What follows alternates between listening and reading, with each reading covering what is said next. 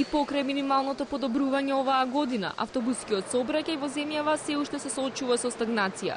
Превозниците се жалат дека двата најголеми проблеми со кои се соочуваат со огромната цена на зелениот картон и нелојалната конкуренција од дивите превозници.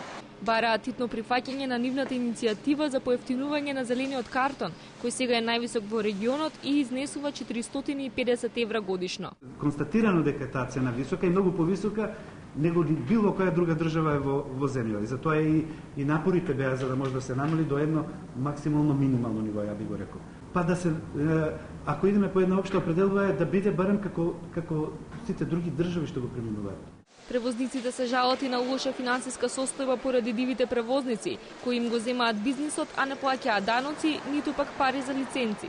Нелојалната конкуренција доведе до една ситуација кај што тие бидејќи не плаќаат давачки на државата, нели она што го споменавме сите тие трошоци што се врзани како јавни давачки, а транспортерите од свој аспект мора да ги платат. Значи, за да ги придобијат патниците, тие мора да ги симнат цените на своите услуги, за да може да обстојат на пазарот, пошто обемот на патници во државата, да речеме, еден колач е толкав. Сега некој ќе ги преземе и некој мора да се снајде на пазарот како тоа да биде. Значи имаше една тенденција на перманентно намалување на цените во патничкиот сообраќај. Македонија од неодамна е дел од кампањата Smart Move, која промовира еколошки патнички транспорт.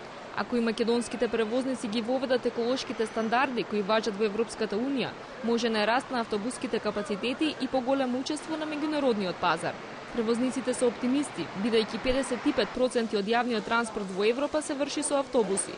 Инаку во земјава има 750 автобуси со просечна старост од повеќе од 15 години.